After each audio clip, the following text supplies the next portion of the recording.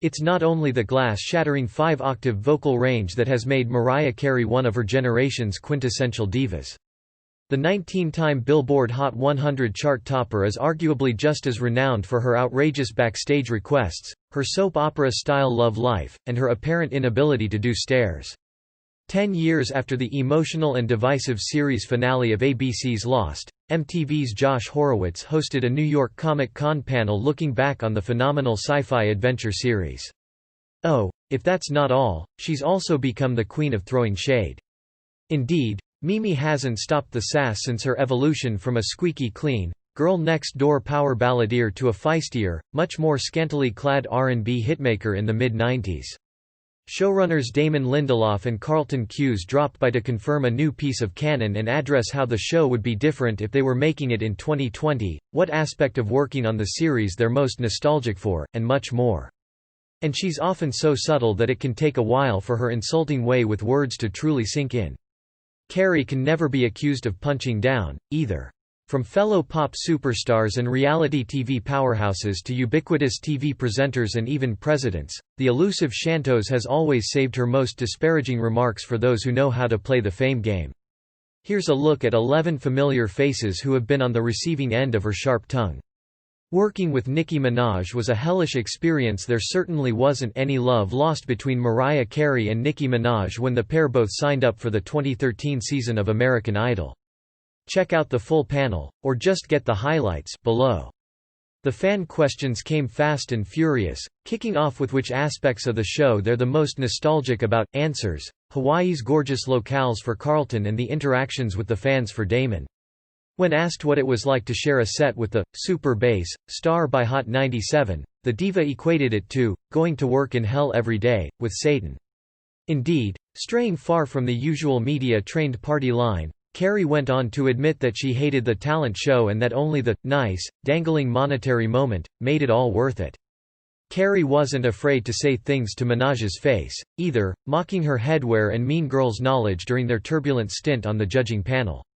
The two writers spoke about how their characters would have cursed a lot more if they weren't locked in by network restrictions, and how there would have been a lot less filler episodes if they could have just created 13 or 14 episodes per season instead of 24.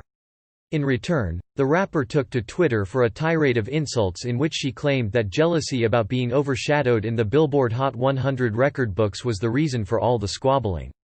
TMZ also got its hands on footage taken during a break in filming in which Minaj threatened, "Say one more disrespectful thing to me. If you say one more disrespectful thing to me, off with your head."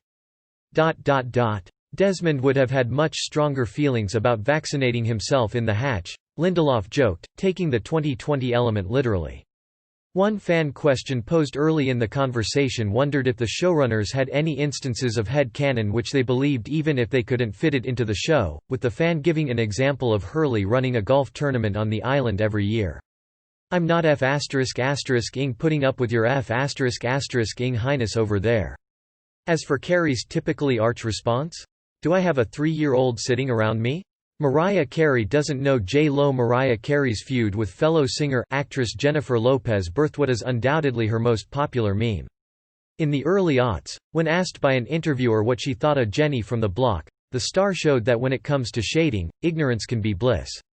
"I don't know her," claimed Carey, despite the fact that by this point, J-Lo was already a bona fide chart-topping box office star. Lopez chose not to bite back in 2014 when asked about the quote by Andy Cohen on Watch What Happens Live, but she seemed slightly baffled about it considering the pair have never met.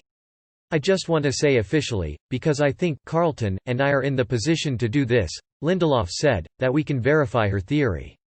In fact, Hugo is having a yearly invitational that's called the Dharma Open and it's invitation only. That is a thing that is, in fact, happening. It starts in the 4th round, and it finishes in the 1st round," Carlton joked, adding a time travel twist appropriate for the later seasons of the show. They reminisced about hosting the official Lost podcast, which was on the forefront of the podcasting vanguard, and joked about the saddest death on the entire series, probably the guy Saeed shot on the golf course, Cuse said, before Lindelof seriously answered the question by saying that Charlie's death would always be his number one. Dominic Monaghan was in a tank giving that performance, and when we got the dailies back, We were like, oh my god, it was just gut-wrenching. I think it's from like.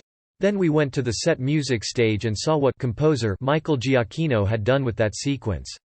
Word of mouth of things that have happened in the past that I'm not really aware of, she suggested.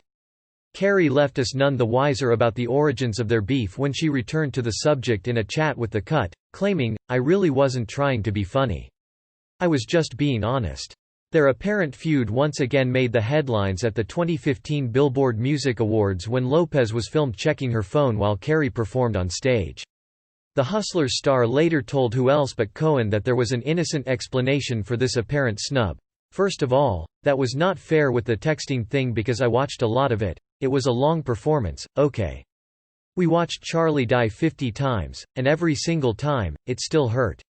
One of my favorite sections of the conversation was sparked by a fan asking what the showrunners' plans for the show would have been if they had stuck to their original idea of only using Michael Emerson for a few episodes, instead of realizing he was such an incredible performer that they eventually turned him into Ben Linus, the leader of the others. I watched most of it. Eminem's obsessed with her. You could write an entire book about the twisting, turning feud that is Mariah Carey versus Eminem. To make a television show successfully, you really have to listen to the show and the show tells you what it wants to be, Carlton said. The pair first became unlikely sworn enemies in the early when the provocative rapper claimed in an interview with Rolling Stone they'd been intimate, something which Carey strenuously denied on Larry King Live. And in the case of Michael Emerson, we had this idea that he would be the leader of the others, and we also had this backup plan that if it didn't work, he wouldn't be the leader of the others, he would just be a guy who escapes and then goes away. If it wasn't him, it would have been somebody else, but it seems inconceivable now that it could have been anybody else other than Michael Emerson. They explained that they took 7 weeks to write The Constant, the show's most famous time travel episode, when it generally only took them about 10 days to write an episode. Time travel, they confirmed, is indeed a bitch to write. They touched on the infamous Nikki and Paolo episode, and mentioned their favorite obscure characters, Neil Frogurt, and Oceanic 815 survivors, Scott and Steve. But perhaps the most mind-blowing piece of trivia that I'd never heard before is that Carlton Cuse provided the inspiration for Carlton Banks, Alfonso Ribeiro's character in the 1990s Will Smith sitcom The Fresh Prince of Bel-Air. Yes, that is true, Cuse admitted. The artist-born Marshall Mathers further fanned the flames in 2009 when he dropped "Bagpipes from Baghdad," referencing their relationship shortly after Carey walked down the aisle with Nick Cannon.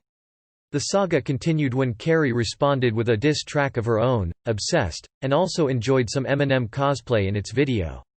Unsurprisingly, the real Slim Shady didn't take this lying down and delivered a filthy kiss and tell. The warning, which began, "Only reason I dissed you in the first place is because you denied seeing me."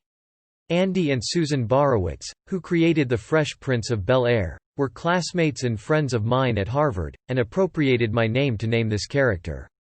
So that is true. While nothing too earth-shattering was revealed, it's always fun for fans of the show to hear from the heads of this show, which was so far ahead of its time and remains one of the biggest highlights of the second golden age of television. Lost is currently streaming on Hulu. Cool posts from around the web. Now I'm P************** D off. Eminem was still harping on about the matter in 2019, describing Carey as a nut job on Fat Joe's Lord Above. But his arch-nemesis may well have the last laugh. Indeed, according to Us Weekly, at the time of this writing, the rapper is reportedly running scared about the details in Carey's upcoming memoir. Christina Aguilera displayed questionable behavior. Christina Aguilera was hailed as the new Mariah Carey when she burst onto the pop scene at the turn of the century. That being said, it appears as though Mimi wasn't too enamored with this comparison. In 2006, the former Mickey Mouse Club star told GQ that Carey had disrespected her at a party, adding via Chicago Tribune, "But it was at that time that she had that breakdown, so she might have been very medicated." However, the fantasy singer claimed that it was, in fact, her younger counterpart who'd been rude on the occasion in question. She told Access Hollywood, "I had hoped that Christina was in a better place now than the last time I saw her, when she showed up uninvited at one of my parties and displayed questionable behavior via People." The feud appeared to die down until 2015 when Aguilera was quoted by the National Enquirer, via Celeb Dirty Laundry, dissing Carey's Las Vegas residency. The big-voiced singer allegedly argued that by gracing the Sin City stage, her former sparring partner had resigned herself to the status of heritage act. She hasn't paid attention to Madonna since 7th grade. They may appear to have died down with their feud in recent years, but back in the 1990s, the rivalry between Madonna and Mariah Carey was intense, to say the least. In fact, the Material Girl once told Spin she'd much prefer to kill herself than be the vision of love singer. In that same interview, she even mentioned Carey album buyers in the same breath as the O.J. Simpson acquittal to make a point about the state of the nation. Carey bided her time in responding to such savage remarks but made it count when she finally did, claiming in an MTV interview, "I really haven't paid attention to Madonna since I was in 7th or 8th grade when she used to be popular." The star also appeared to berate her former high school favorite in a series of British TV interviews in the early 2000s. Indeed, although she never mentioned Madge by name, it was all too clear who Carey was referring to when she mocked American stars who adopt an English accent to sound posh. Mariah Carey doesn't know Demi Lovato either. Disney Channel graduate Demi Lovato bravely or foolishly became yet another star to incur the wrath of Mariah Carey in 2016 when she reportedly spoke out about the diva's reputation. The drama began when the showbiz gossip account named The Art of Shade implied on Instagram that Ariana Grande was merely a low-rent version of Carey. Lovato apparently responded with the comment, "You got it the wrong way around honey," via online. The heart attack singer then blasted Mimi for her conduct toward Jennifer Lopez and later surmised, extremely talented. Yes. Superhuman? Possibly. Unnecessarily rude? Absolutely. Unsurprisingly, Carey's army of fans known as lambs soon swarmed Lovato's feed to defend their idol. But the troubled star remained unrepentant, adding, "This is why I posted what I did. Jen keeps it classy but I'm not afraid to say s******. The woman is mean for no reason. Never afraid to stir the pot." Andy Cohen later asked Carey what she thought of Lovato on his Watch What Happens live show. Appearing to reference her most famous form of shade, the singer replied, "I don't know her either, and so I wouldn't say anything to her." Mariah Carey didn't appreciate Ryan Seacrest's questioning. Ryan Seacrest appeared to fall foul of Mariah Carey when he dismissed her claims about that disastrous Dick Clark's New Year's Rockin' Eve performance in 2017. The singer had blamed the show's production team for the issues that had plagued her lip-synced appearance. But Seacrest was keen to defend the behind-the-scenes team in an interview for Watch What Happens Live with Andy Cohen. Indeed, the ubiquitous TV host revealed he found it hard to imagine that the iconic show's experienced producers were responsible for the faux pas. And although Carey appeared to have redeemed herself when she returned to the same stage just 12 months later for a problem-free rendition of "Hero," the issue still seemed to be a thorny one for Seacrest. While presenting E!'s red carpet coverage of the Golden Globes in 2018, he asked Carey about her New Year's Eve performances. Unsurprisingly, she didn't particularly appreciate this line of question, responding, "Well, can we not get into past moments? But it was a great feeling to be in New York, especially. I was so happy that we shared that moment together. It was really a cool moment."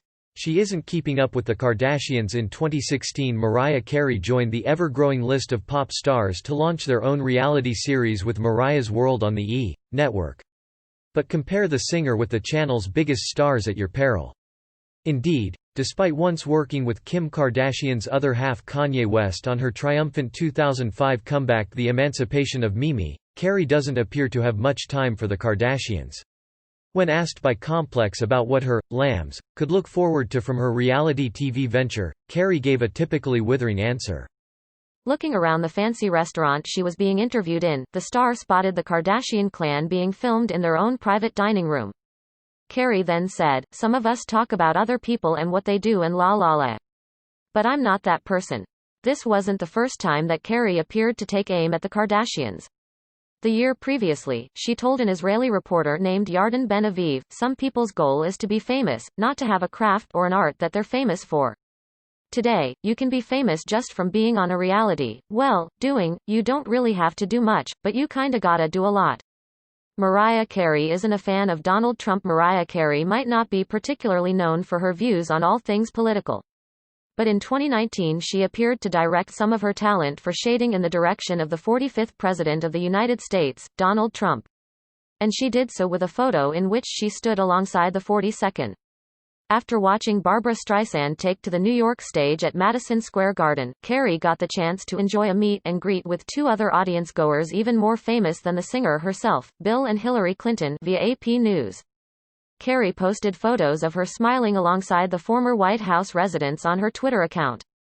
But it was how she captioned them that made the headlines. Appearing to confirm which way her political allegiances lie, Minnie tweeted, "An honor to meet President Clinton and her husband, former President Bill Clinton. Thank you for everything you have done and continue to do for our country." She disputed Wendy Williams' claims she's fragile. Wendy Williams appeared to make Mariah Carey yet another of her celebrity enemies in 2016 when she stirred up trouble on her talk show, via Inquisitor, between the singer and her friend Lee Daniels. Ahead of the premiere of series Mariah's World, the outspoken host claimed the Empire creator had expressed concern Carey was too fragile to venture into reality TV. However, in a video posted on her Instagram account, Carey and Daniels showed Williams that her allegations hadn't affected their friendship. "He's the bi ***H that's fragile," Minnie captioned the clip that she tagged the TV personality in before adding, "Don't come for us unless we call for you." Daniels then joined in with the fun by joking, "I'm the bi ***H that's fragile, okay?" Carey also appeared to take umbrage with Williams describing Mariah's World as a reality show, telling Daniels, "It's AF ***ing docudrama." Unsurprisingly, the chat show host didn't take things lying down. She's since mocked Carey for her weight, her marital status and her relationship with Eminem. Tommy Mottola treated Mariah Carey like a prisoner. Unsurprisingly, Mariah Carey has often saved her most cutting remarks for her first husband, Tommy Mottola. The singer first met the powerful Sony music executive, 20 years her senior, in a professional capacity before their relationship became a more intimate one. And in the same year Carey released her monster-selling sophomore music box in 1993, the pair walked down the aisle. Things turned sour as the decade progressed, and the couple officially divorced in 1998. Although they initially kept things civil, Mottola would later describe their marriage as both inappropriate and wrong in his book Hitmaker, The Man and His Music, via Billboard. But Carey has been a lot more brutal in her dissections of their time together. In 2019, Carey painted a particularly bleak picture of their married life in an interview with Cosmopolitan. She said, "You might want to picture a child bride. There was a conscious effort to keep me as this all-American, whatever that means, girl. It was very controlled. There was no freedom for me as a human being. It was almost like being a prisoner."